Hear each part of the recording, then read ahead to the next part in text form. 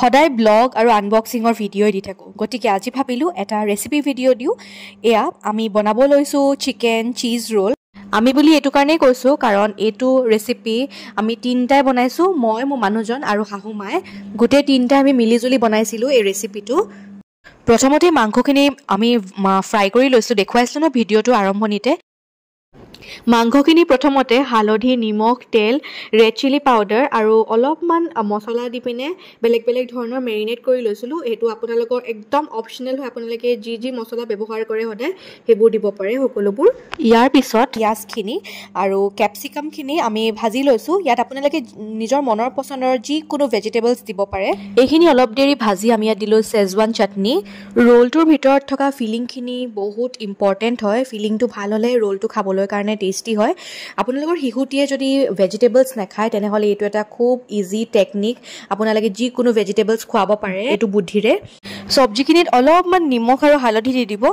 চব্জিখিনি হৈ যোৱাৰ পিছত নমাই পিনে এটা ছাইডত থৈ দিব। মাংসখিনি ফ্ৰাই হৈ যোৱাৰ পিছত ইয়াত আমি প্ৰথমতে দিলোঁ লিকুইড চিজ। ইয়াৰ পিছত আমি ইয়াত দিলোঁ অলপমান মেয়নিজ।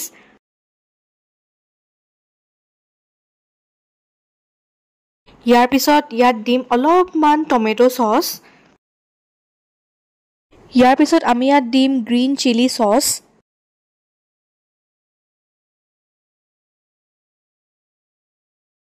এতিয়া গোটেইখিনি ভালদৰে এবাৰ মিক্স কৰি ল'ম।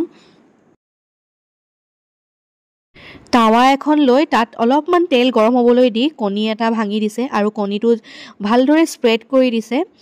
কণীটোৰ মাজত অলপ অলপকৈ চীজৰ শ্লাইচবিলাক দি দিছে।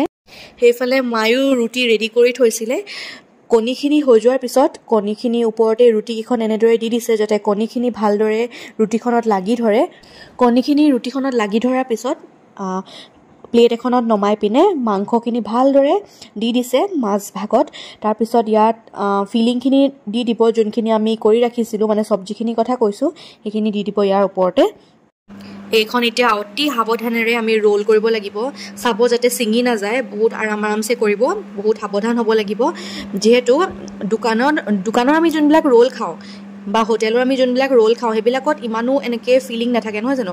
ঘৰত কিন্তু আমি নিজৰ কাৰণে যেতিয়া বনাওঁ ফিলিংখিনি পূৰা ধুনীয়াকৈ দিওঁ, সেইকাৰণে ফিলিং বেছি হোৱাৰ কাৰণে এইটো ফাটি যোৱাৰ বহুত চান্সেছ থাকে। সেইকাৰণে অতি সাৱধানেৰে এইটো ৰোল কৰিব লাগিব। ৰোল হৈ যোৱাৰ পিছত ৰোলটো খুলি নাযাবৰ কাৰণে কাগজ এখন দি পিনে বহুত কেয়াৰফুলি এইটো ৰেপ কৰি দিছোঁ, যাতে বস্তুটো মানে ভিতৰৰ ফিলিংখিনি যাতে ওলাই নাযায়। সেইটো কাৰণে এইটো ৰেচিপি আমি প্ৰথমবাৰ ট্ৰাই কৰিছোঁ, কিন্তু প্ৰথম হিচাপে বহুত টেষ্টি হৈছিলে খাবলৈ। আপোনালোকেও ট্ৰাই কৰি চাব পাৰে।